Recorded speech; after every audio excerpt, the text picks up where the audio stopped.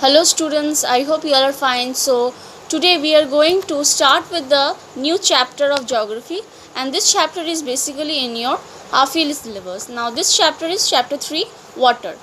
Now let's start. Now water is essential for life, and the earth has the necessary ingredients of life in the form of hydrosphere.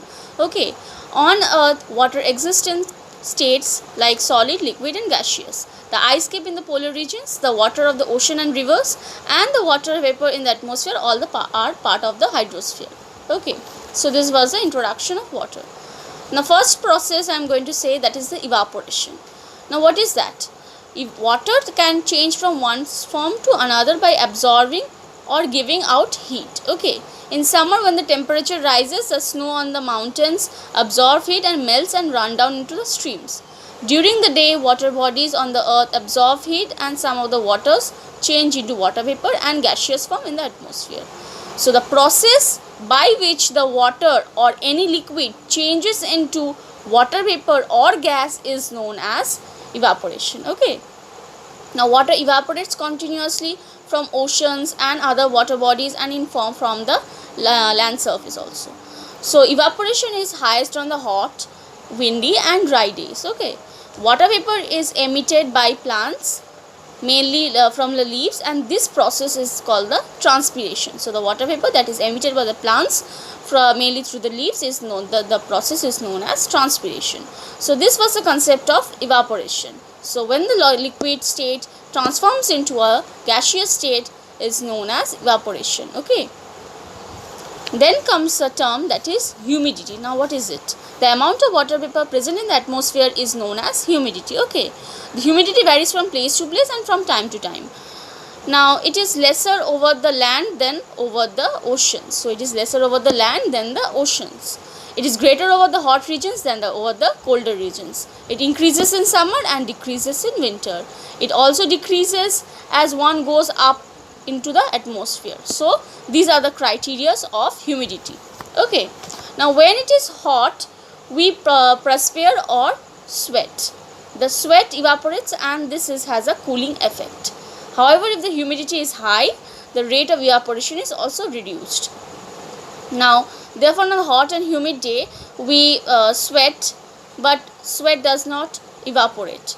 This makes us feel uncomfortable. Okay, so evaporation is a continuous process, but the atmosphere keeps storing on an endless amount of water vapor. So evaporation is a continuous process, but the atmosphere keep storing an endless amount of water vapor. At a particular time the air can hold only a certain amount of water vapor.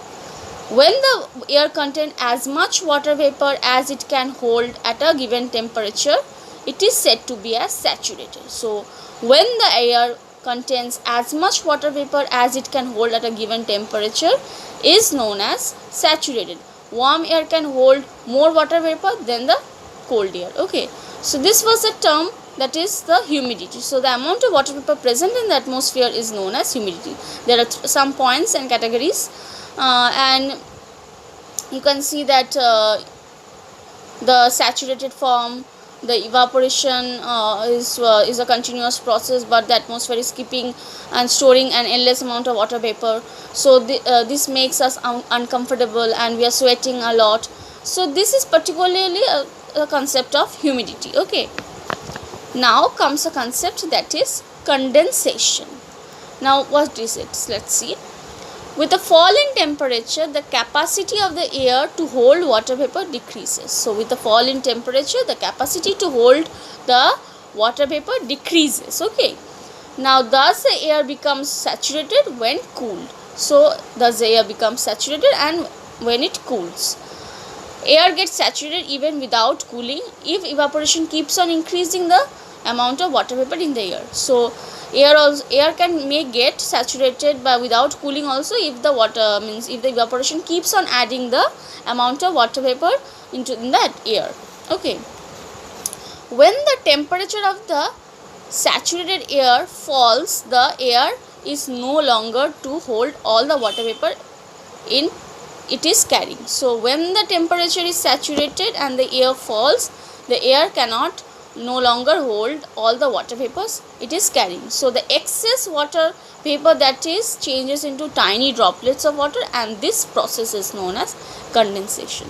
So when the temperature of the saturated air falls and the air is no longer able to hold the water vapor it is carrying, then the excess vapor that is changes into tiny droplets, and this process is known as condensation. So there is a procedure of condensation. So by adding the your water vapor, it becomes a incapability of the water vapor to stay in that place, and so it transforms into a tiny droplets and falls like a condensation process starts, or by rain like snow and etc.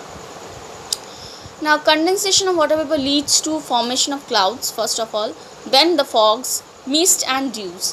For condensation to occur, not only must the air be saturated, but to be also be a surface on the water vapor can be condensed. So not only it should be saturated but also should be condensed. For example, water vapor may condense around the dust particles in the air. So water vapor that is condensed by the dust particles of the air. So not only it should be saturated but also should be condensed on the surface. So these are the things which you have to remember. What is the term that is the condensation and how does it occurs? So saturated, what is the meaning of saturated? You have to also remember these terms also. Okay. Now first form of condensation is cloud. So when the warm air, moist air rises upward, it gets cooled. So when the air is rising up, it gets cools. Okay. Ultimately it gets saturated. When its temperature falls further, some of the water vapor it condenses around the dust particles and form minute droplets of water. So when the temperature falls further, some of the water vapor condenses around the dust particles and forms a minute water. Okay. Now if the temperature is low enough, the vapor may condense into tiny crystals of ice, and these droplets or crystals are so light that they float in the air and is carried by the air current. So visible masses of floating water droplets or ice crystals are known as clouds. So this was basically the formation of clouds. How does it forms? How the saturated or condensation process forms a cloud. So this was basically the concept of the formation of clouds. So if the temperature is low enough, then the vapor may condense into tiny crystals of ice, and the droplets or the crystals are so light that it is floating in the air and it is carried by the air currents, and visible masses of the floating water vapor or water droplets are called as clouds. Okay. So this was basically the formation of clouds. Then comes the concept that is fog, mist and dew. Okay. So I will explain this concept on the next class. So I hope you have understood the concept of the formation of clouds, your saturation, condensation, then it's the humidity, the evaporation process. So I hope you have understood these processes, and so in the next class I will explain another form of condensation. So if you have any doubt, you can ask in the comments. So thank you, students.